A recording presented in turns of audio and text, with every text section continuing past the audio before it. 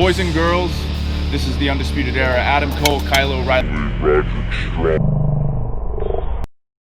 Hello, Steve. Hello, Larson. It's me, Dexter Lumis, NXT Superstar.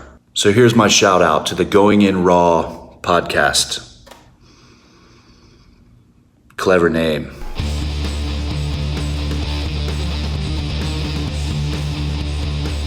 Hey, friendo, Steve here.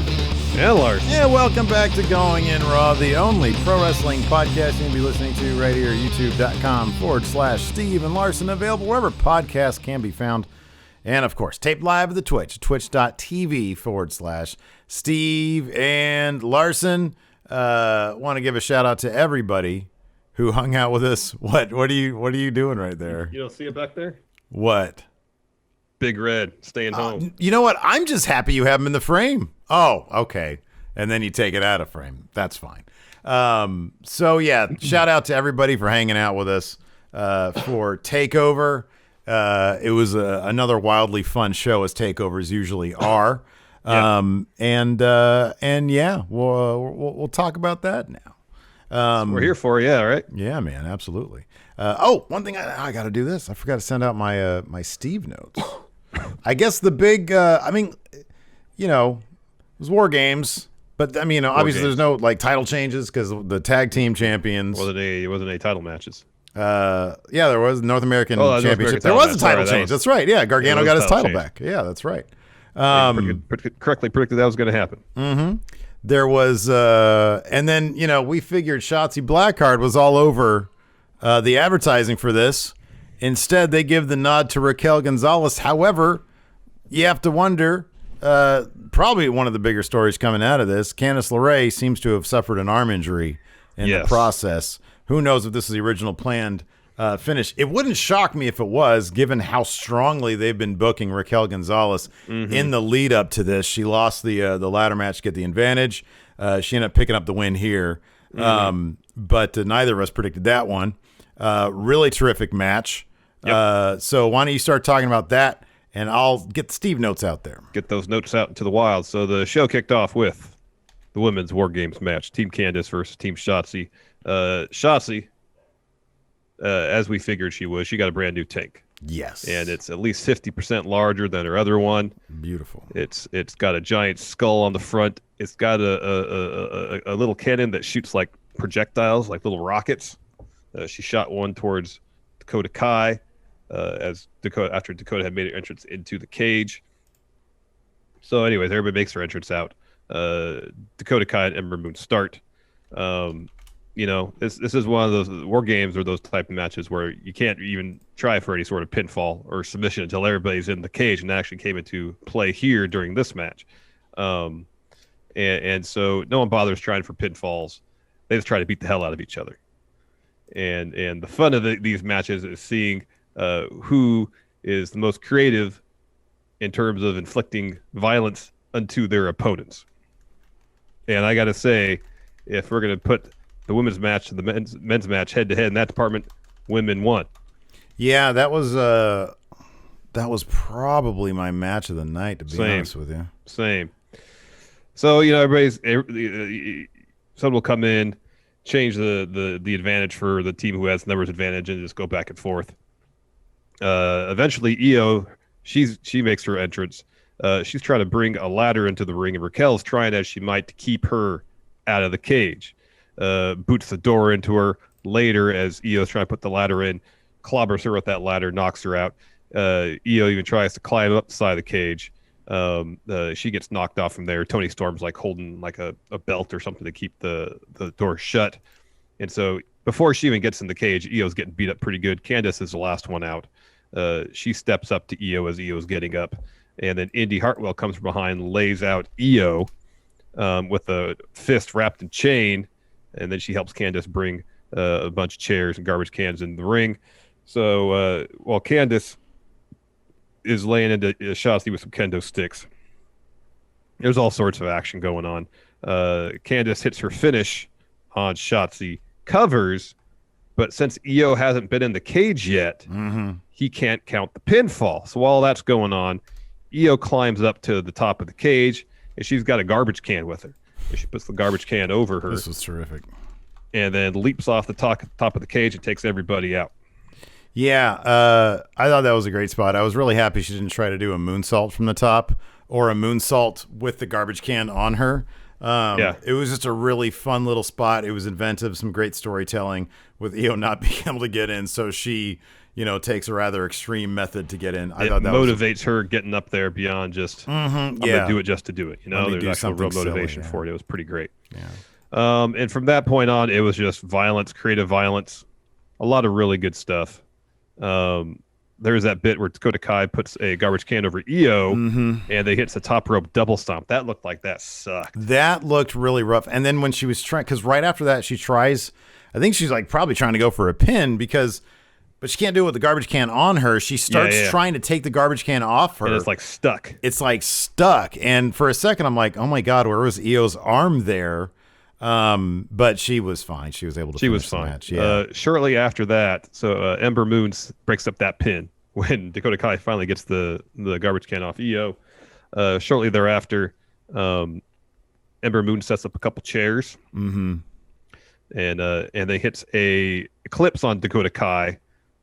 So Dakota, like the top of her body, her neck hits the back of the chairs. That was great. Toni Storm breaks up that pin with a garbage can, and then she follows with the Storm Zero on Ember Moon onto the garbage can. Yeah. There's this good bit.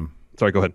Oh, I was just going to fast forward to the bit. So Shotzi and Candice were fighting over a ladder, and Shotzi eventually, or they get it set up. Shotzi takes out Candice, goes up, and hits a senton off the top of the ladder onto Candice, who's on top of chairs. That seemingly is probably... She holds up a chair, too. She holds up a chair while Shotzi's coming down on her. And I just wonder if the impact from that might have hurt her arm. Seems to be the spot where she hurt her arm, yeah. Yeah, because she was not really involved in the match from that point on. So after that, Io is going for... So Raquel Gonzalez is standing on the second turnbuckle of each ring. So she's there's that metal grating that goes between the rings. And so she's standing kind of above that divide between the two rings. Io goes for a Hurricane Rana. Raquel catches her. And then there's a ladder bridged between the two rings. And Raquel power bombs her through that ladder to get the win. Invariably setting up a title opportunity for Raquel Gonzalez against Io Shirai. Later on the show, they announced, New Year's Evil? January 6th. It's 1 month from today. A special, just a special NXT episode. I would not be surprised if that title bout occurs then. I wouldn't be shocked if Raquel took an offer either. I mean, they seem to have a rocket strapped to her back, man, and she's going to the moon. Because especially in this build, you see her being the aggressor. She was the second person to come out. Once she hit that ring, early in the match, after Dakota Kai had been basically double teamed, she came in and cleaned house. So they seem to have pretty high hopes for her. And Dakota Kai, she was probably the MVP of the women's match. Yeah. She was one of the first women in. Oh, yeah. And she was selling for everybody. Her and Io had really Io was terrific. great too, doing all sorts of crazy spots. Yeah.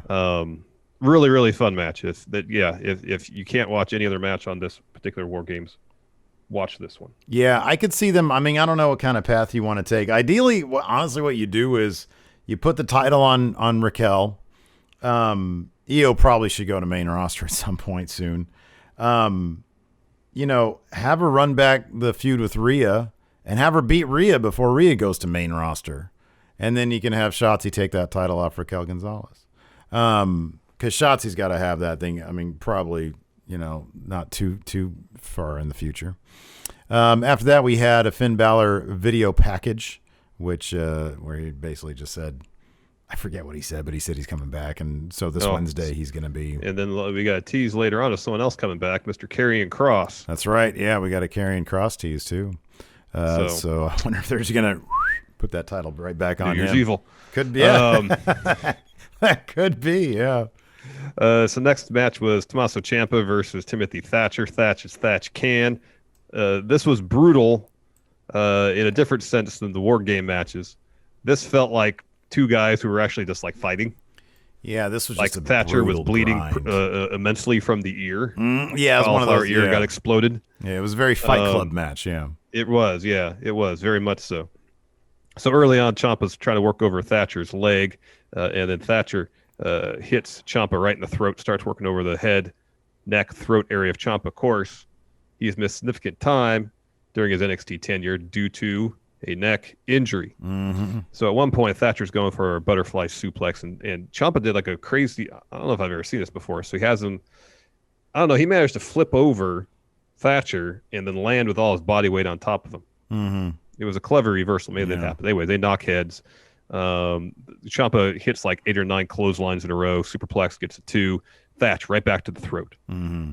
Locks in that front guillotine. Ciampa pushes them both out of the ring.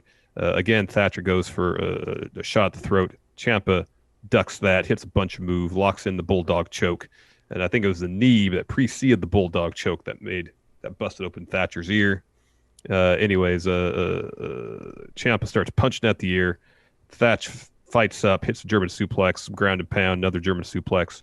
Eventually, though, Ciampa kind of gets Thatcher kind of twisted up in the ropes, locks a bit of a choke on him, and then hits a really stiff-looking Willow's Bell to get the win.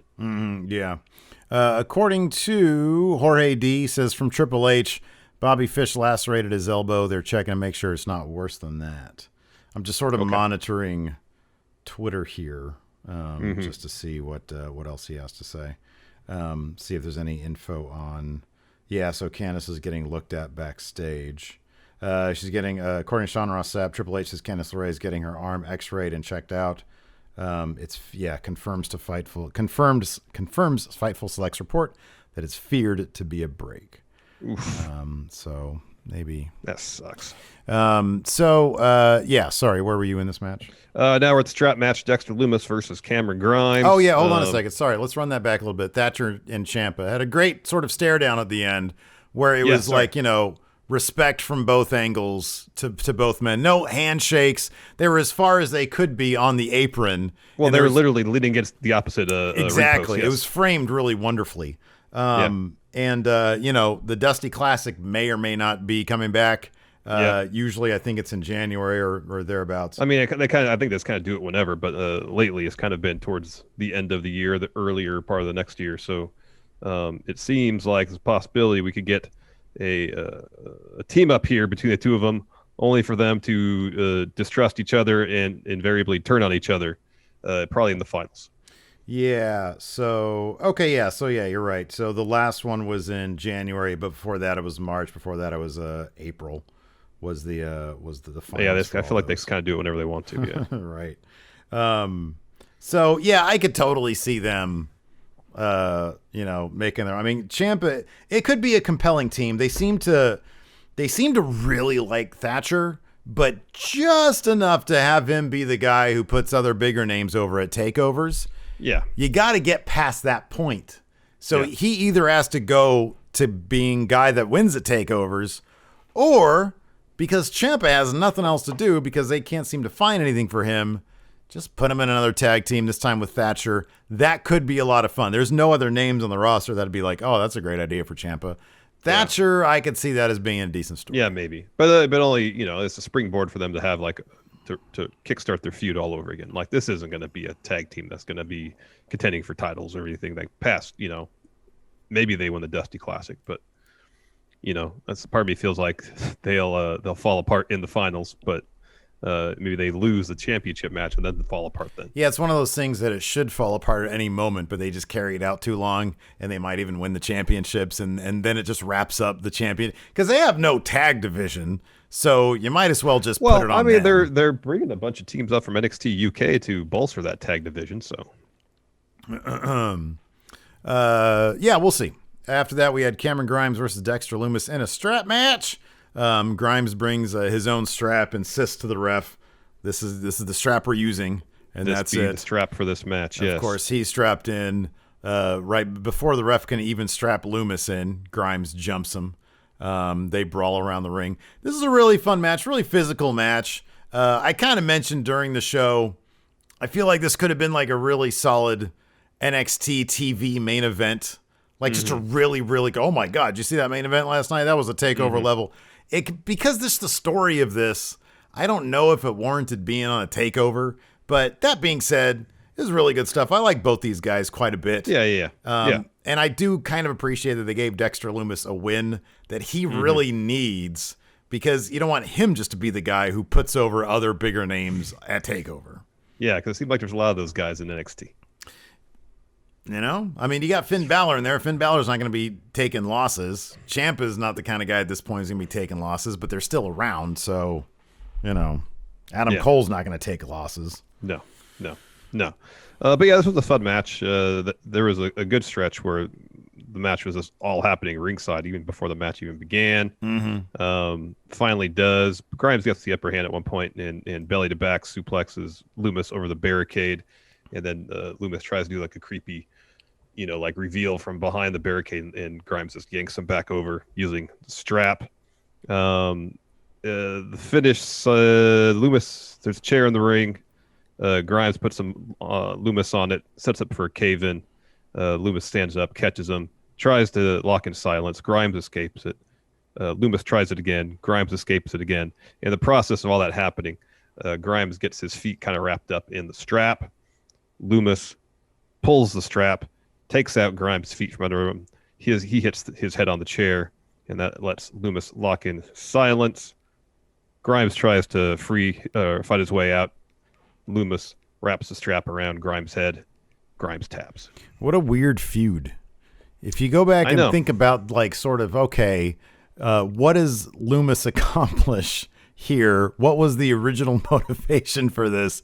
And it was just Cameron Grimes asking Dexter Lumis where Regal was. Lumis not answering him. Grimes being mad about that. That launched into the haunted house match and the zombie ref. What a weird feud. It really was a weird feud. But I mean, feud's been weird. These guys are entertaining as hell, so I'm cool with it. Oh yeah.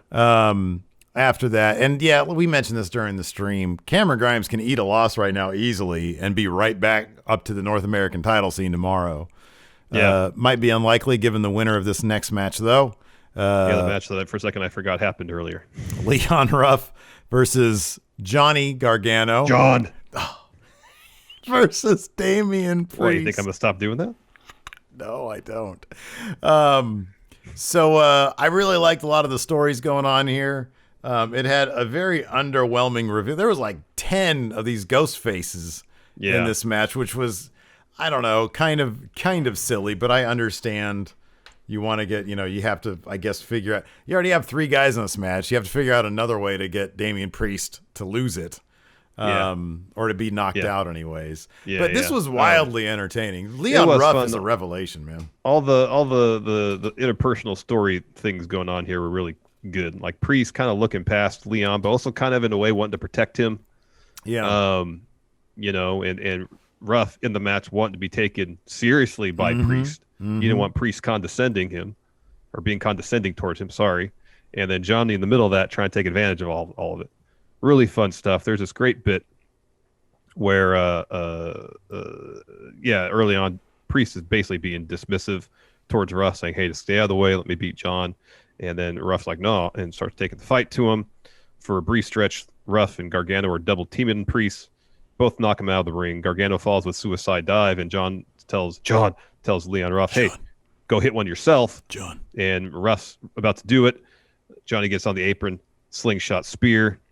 So they start fighting out towards the floor in the stage area. Leon goes for a crossbody off the stage. Priest catches him.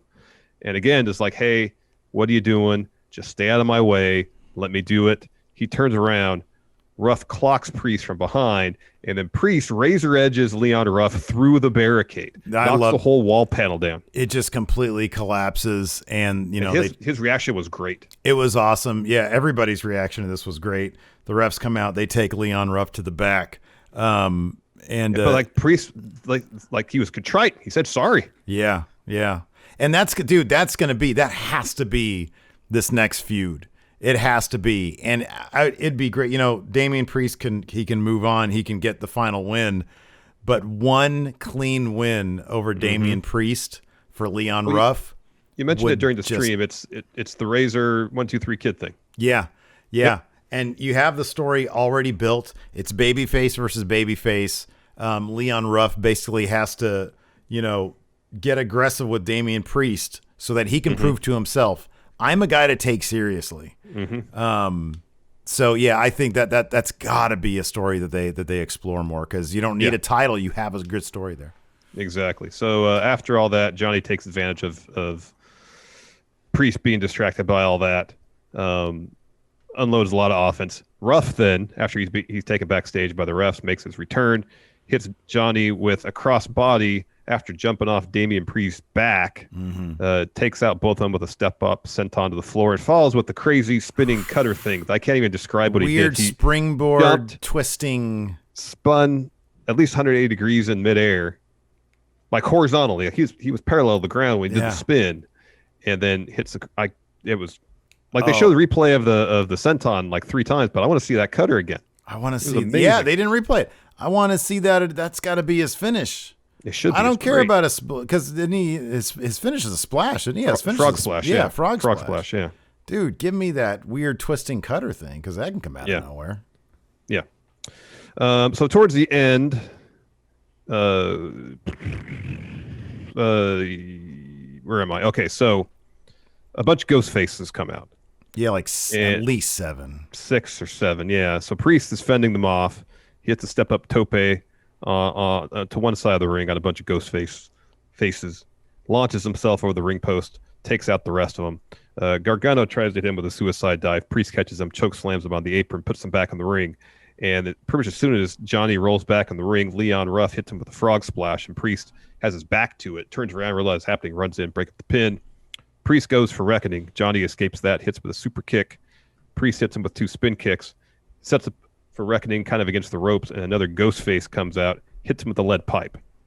So Ruff then tries to roll up. John kicks out, hits a super kick, follows with one final beat.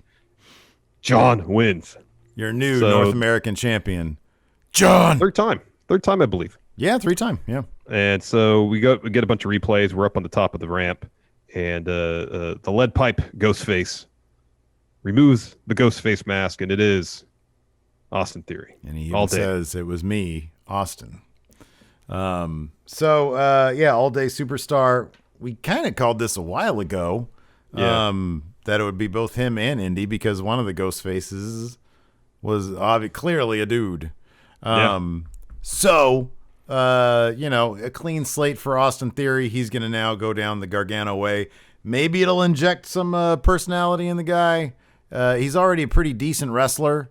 Yeah. I mean, his match against Gargano was pretty good. It was pretty damn good. It was a pretty good match. So we'll see where that'll take him. I've really enjoyed the Gargano stuff. Quality match. After that, we had a tease for New Year's Evil. No real information about this other than it's the Wade Barrett said, if you're like me, you're just sick and tired of the year 2020, ready for it to be done with. So let's celebrate with New Year's Evil. That dude's got a voice second to none, man. I love his voice. It's great. Yeah, it's great. So that's going to be, like we said, 1 month from today, January 6th. So after that, we had our main event, which was Men's War Games. Kyle O'Reilly and Peter Dunne started out.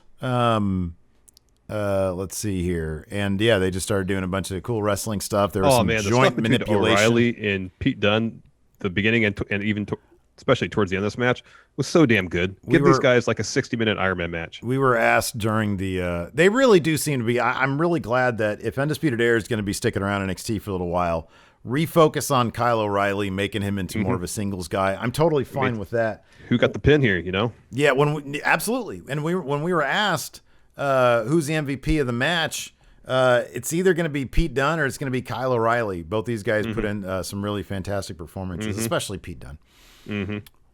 Totally. It was Kyle O'Reilly, Pete Dunne. Let's see. First man to come in was Oney Lorcan after that. Because they had the advantage. So they team up on Kyle O'Reilly. Bobby Fish comes in. Birch comes in, grabs an orange sack of cricket bats. We're off to the races at that point. Yeah, we are. So at one point, Kyle O'Reilly has Birch in a heel hook, and Birch is tapping. But That's again, what I got next. Yeah, not everyone is in the match. Yeah, Pete Dunne breaks up with a boot, and then Birch clocks O'Reilly with the cricket bat. Roddy's out next. He goes on a bit of a run, but then heels regain advantage. Then Pat McAfee comes in. He pits a table in the ring for every member of Undisputed Era. They all have their names. They're all on labeled. Yeah, they're all labeled. But as far as I recall, Roddy was the only Undisputed Era member to actually go to the table with his name on it. Fish put a guy through his table. Yes. Yeah. Then I believe Adam Cole put Pat McAfee through the table with his name on it. Yeah, that's the one that he got pushed into. Yeah. But I don't recall the O'Reilly table. What happened to that one? That was the one that they have to go through twice? Or no, that's right. Yeah, that's right. Undisputed Era that's right. Powerbomb. That's right. Yeah. So Adam Cole's in last. He gets fire extinguisher, sprays all of Team Pat, comes in swinging a chair, goes on a bit of a run, has a stare down with Pat from one ring to the other. They start to approach each other. Pete Dunne steps in between them. He beats up Adam Cole a bit, looks for a bitter end. Cole counters that into a DDT, sets up for a last shot. And as he's bouncing off the ropes, Pat grabs him. Peter Dunne hits with the enziguri. And then Kyle O'Reilly's talking a bunch of crap to Pat McAfee. And then Adam Cole hits McAfee in the back with a chair, and then everything breaks down. Huge brawl breaks out. McAfee chop blocks Adam Cole, puts a figure four on him. Cole reverses the pressure. Peter Dunne breaks that up. Man, I got a lot of notes on this one. So anyways, Cole, he sets up the Kyle O'Reilly table, tries to superplex Dunne through it. No, that was Kyle O'Reilly table that McAfee goes through, because that happens right about here. Okay. Yeah. So looks for a superplex on Dunne, and Dunne escapes that. So brawl kind of breaks out, and then there's another table set up on the other ring, kind of the same corner. Mm-hmm. And that's when Fish and Strong powerbomb Dunne onto Birch on the table, but that table doesn't break. And the look on Pete Dunne's face after that, he was pretty great. He looked kind of amused, but also he's got that look like, oh, we got to do this again. So Strong goes up and he dives like a splash or something. He does like a splash with them, yeah. Yeah. So then Adam Cole sends Pat McAfee through a table. They're both up on the top top turnbuckle. So he goes flying through a table. That was a good spot. Fast forward to a spot where they take everybody except for Undisputed Era takes everybody except for Pat McAfee, and they sort of have him between the ropes and the cage, and they all just keep on going at them and doing various knees and strikes and stuff. So they take them out. Pat McAfee comes to, and he's got the Undisputed Era all surrounding him. Mm-hmm. So they sort of mill about. They beat the crap out of him. Yeah. And then beat the heck out of him. Team Pat. The thing is, Undisputed Era, they just should have hit him with all their finishers and pinned him right there, because they would have won the match. I honestly thought so. At that point, I got up to grab a drink, and I was like, I know I'm going to miss the finish right here. But they went into overtime because I got back, and the rest of the McAfee group had gotten back up. So it was just a big brawl that was going on at that point. Yeah. So they're brawling back and forth. Mm-hmm. But the Undisputed Era fight back. Cole hits a neck breaker off the top. Roddy hits a superplex on Pat. And so everybody but Pat from Team McAfee and Undisputed Era are brawling in the center of one of the rings. Meanwhile, Pat climbs up to the top of the cage, hits a swanton off there. Everybody kind of recovers from that. Dunne hits Kyle O'Reilly with bitter end, gets a 2 from there, tries powerbomb O'Reilly through the Bob Fish table. O'Reilly reverses that. This sucked. God, this sucked. Into a suplex on that steel grating between the rings. Yeah. That sucks. That looked brutal. Yeah. That sucks so bad. So O'Reilly sets up a chair, puts Pete Dunne's head through the hole of the chair, goes up top. Pat clocks O'Reilly with the chair to the leg that Dunne was working earlier. Cole gets over there. Pat takes a swing at him. Cole dodges. He looks to hit Pat with the chair. McAfee low blows him. McAfee sets up for a punt. Cole dodges that, hits a pump kick. Super kicks Danny Burch. Then Bob Fish spears him through the fish table. So Cole then turns around. McAfee super kicks him, sets up for Panama Sunrise. As McAfee's leaping off the second rope, Adam Cole super kicks him, hits Panama Sunrise of his own. McAfee kicks out. So Cole set it for a last shot. Oni pushes McAfee out of the way, takes the last shot for him. And then Pete Dunne hits Cole with the bitter end over the top of the chair. Ow. That looked brutal, yeah. That looked bad. And then everybody on Undisputed Era just focused all their anger at Oni Lorcan because he got hit with total elimination with the chair in the face. And so he's laying there with the chair over his head. And Kyle O'Reilly hits a top rope knee drop onto the chair to get the win. And Oni's face looked like crap afterwards. I think he was all like cut up or something. Apparently. Yeah, he had like blood near his eye, a bunch out of his mouth. Yeah, he looked pretty brutal. So yeah, like you said, Kyle O'Reilly gets that knee drop. And they get the win. They get the win right there. So yeah. Let's answer a couple of questions. If Twitch chat has any questions, we can answer. They do. Yeah. Yoshibal says NXT Women's Division reaffirming why they're my favorite division on earth. They're great. They're fantastic. Yeah, they're definitely up there. They're Anthony the best F. match of the night. WWE on Fox's Twitter account tweeted that the Undisputed Era looks good in red, but would look better in blue. At this point, I'll be shocked when they get called up. I'll legitimately be shocked. I mean, I don't know if we're going to get a big send-off moment because I feel like every time they have a big match like this, it feels like a send-off moment. I know. M. Xavier with the sub. Thank you very much. Anthony from Church says Pat McAfee is his favorite outsider to ever wrestle in the WWE. Shane's birthday tweet, Undisputed Era not wearing gold gear was different, but I like it. I'm just glad they didn't have the green. I'm not a fan of that. Well, they had the camo trim. Snake Twisted with some bits says, I know who the others were with the ghost face masks. They were the Undertaker's druids. Gargano got them on the cheap because they've been out of work since Taker retired. Mm-hmm. Ryan Supernova says, how long before people start asking where the John bit comes from? No one remembers Aleister Black. Yeah, it was an Aleister Black thing. I know. I got a sub from LXR Demorkai. Thank you very much. Thank you very much. White Brownie says... Trilly... Sorry, go ahead. White Brownie says Io Shirai replied to WWE's gif of her saying, she said, I'm trash. That's funny. Trilly says, did anyone else see Io smack her face on the steel steps when she was attacked from behind? It looked like she hit hard, but she was fine throughout the match. Those War Game matches they're fun, brutal. But they're hard to watch because people get beat up. I was actually really happy that they didn't try to get a bit like that Ciampa Cole. That was too much. Like the air raid crash off the top. I'm not into that. Not into that. You know, the senton tonight when you have everybody down there, and even when McAfee did the senton, like they didn't catch him the way sometimes they'll catch a guy. You know, like sometimes they just surf down on the bodies. This time they sort of braced him a little bit, and then he just sort of dropped. Yeah. So yeah. Anyways, looks like that's most of the questions we have here on Twitch. Well, I got one right here from Dang MQ. It says, I was hoping that one of the Ghostface guys would reveal himself to be Ghostface Killer of the Wu-Tang Clan. Oh, there you go. That'd be funny. We'll take this one last one. Darius Corey, who'd you like to see in the next Mae Young Classic and or 205 live and or 205 tournament? The Mae Young Classic is tough because so many people have been signed. I'm trying to think names that haven't been signed. I mean, Meiko Satomura again. Well, I think she was signed to some sort of deal with WWE. I think. No. I mean, people who. Oh, in it. Gotcha. I mean, there's Tessa. Tessa's out there. She's a free agent.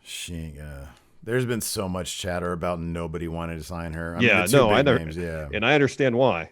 Yeah. Yeah, absolutely. Yeah, Solo Darling, that's a good one.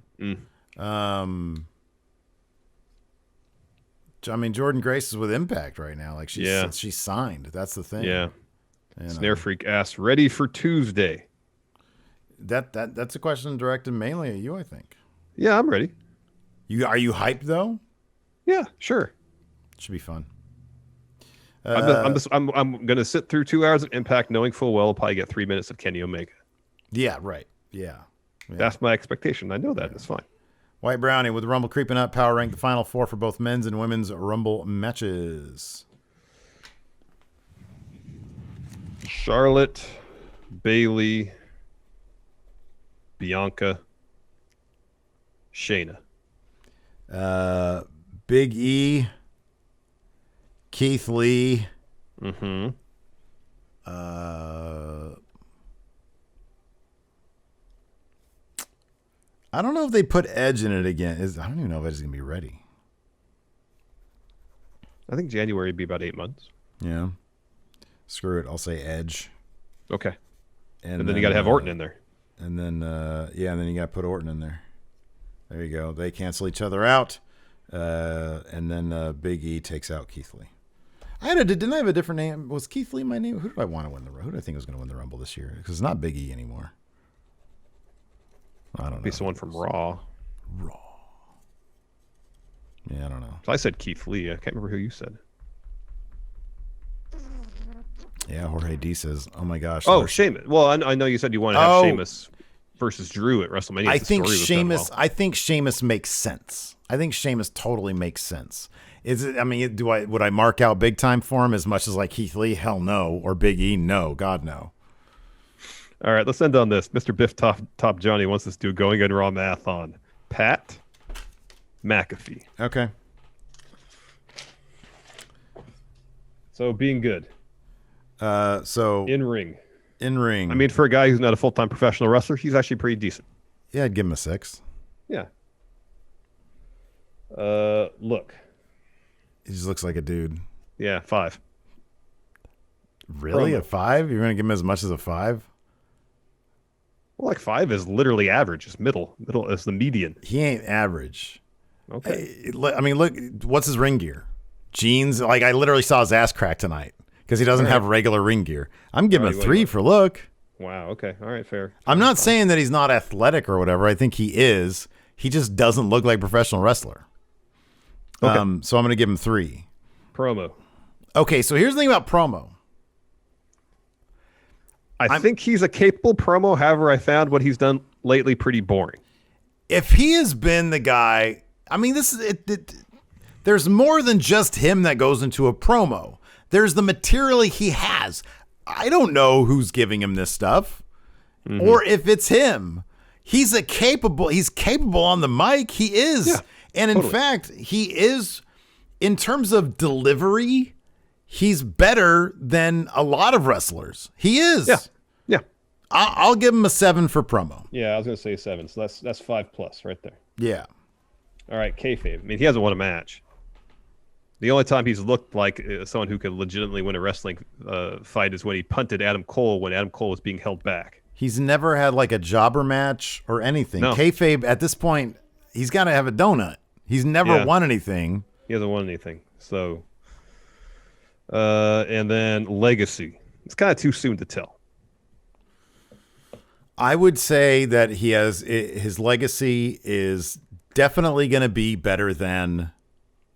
I'll put it this way. Here's the thing. This isn't a speculative thing for legacy. This is what we've seen. Okay. I'd say he's better than a 3, no better than a 7. You put those together, it's a 10 divided by 2 is 5. I'd say his legacy is 5. Okay. I mean, I think already right now, as far as celebrities, if you will, coming into wrestling, he's performed in the top 10% easily. Yeah. So, like, if he never stepped in the ring again, in terms of, his contemporaries, non-wrestlers who have wrestled, he's got to be towards the top of that list, right? Sure. Yeah. Yeah. But then put them in context for like actual legacy. Obviously. Yes. Yeah. Sure. Yes. So 5. 5's fine. Yeah. 5 sounds good. So what's 10 divided by 3+? 3+. Wait, 3+? Wait. Yeah, because you got a 5+ for being good, a 0 for kayfabe, and 5 for legacy. 10 divided by 3, that's 3+. I believe you. Yeah, you're right. Yeah. Okay. Yeah. Yep. There you go. I mean, for a wrestler, which for a celebrity, he's made all of 4 appearances in wrestling. I think it's pretty decent. It's pretty good. That's pretty good. That's pretty good. Pretty good. All right. Anyways, thanks everybody for tuning in. We appreciate it. What a great way to end the show. Twitch chat, stick around. We'll raid somebody. Thanks for watching. Till next time, we'll talk to you later. Goodbye. Help support Going In Raw today by becoming a Friendo Club TV member. You'll get access to new bonus episodes every week, including Friendo Club Arcade, live power rank, vintage 10 for the wins, and Ask Steven Larson. Get access to Friendo Club TV today by becoming a $5 and up patron at patreon.com/Steven Larson, by throwing us a sub at twitch.tv/Steven Larson, or by clicking join at youtube.com/Steven Larson.